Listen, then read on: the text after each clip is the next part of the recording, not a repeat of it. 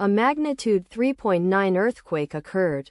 Philippine Islands region. 147 kilometers W of Dagupan, Philippines or 96 kilometers WSW of Balingase, Philippines. On Monday, the 2nd of June 2025, at 11 hours 0 minutes and 20 seconds local time, the quake had a depth of 10 kilometers and was not felt, or at least not reported so. Data source from EMSC.